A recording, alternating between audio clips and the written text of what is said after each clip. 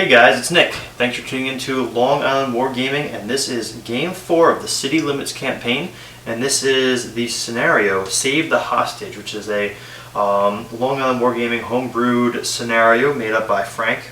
And the scenario will be available in the description below, so feel free to check it out. It's a pretty cool one.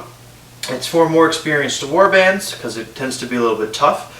Essentially, there's the young and beautiful daughter of a wealthy merchant has been kidnapped. The kidnappers have demanded a ransom for her release and have threatened to blow her up if it is not paid. The wealthy merchant offers a reward to the warband that can find and return his daughter alive and uninjured. Now, there are 6 markers in the middle in 6 different buildings. And each building will resemble one of these 6 outcomes.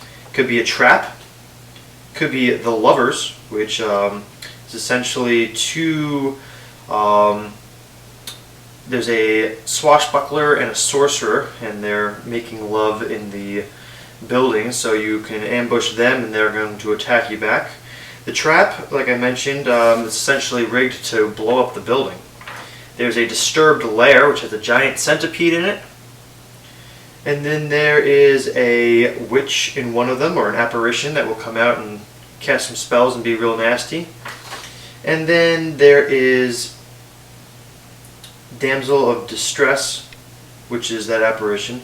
There is a bribe. One of the buildings will have a bribe in it, where there's a little note in a weird stone that essentially is encouraging you to not rescue the hostage. And if you take the bribe, you're expected to leave the hostage alone, but you can also follow up. There's a little chart. If you meet the kidnappers on the edge of the battlefield, you roll on a chart, and they might give you additional money for listening to the bribe.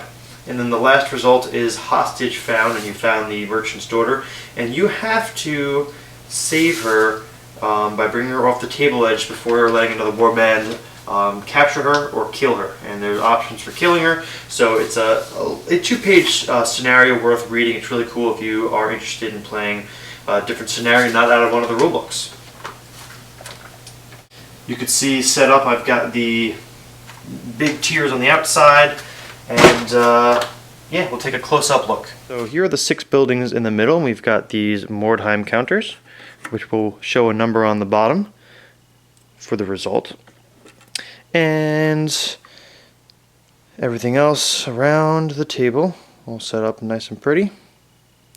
Random treasure chests, you can see we've got 1 in there, and then a couple everywhere else. So since this isn't a it's not a weird stone intensive scenario, we'll probably put some extra gold into those treasure chests. There's a more opportunity to generate some income. So and then for deployment, Chris is actually going to be sitting out this game. He had another obligation. So we have 4 entry points. 1, 2, 3, 4. So it's nice and fair, nice and even, because you have to return the daughter to the table edge.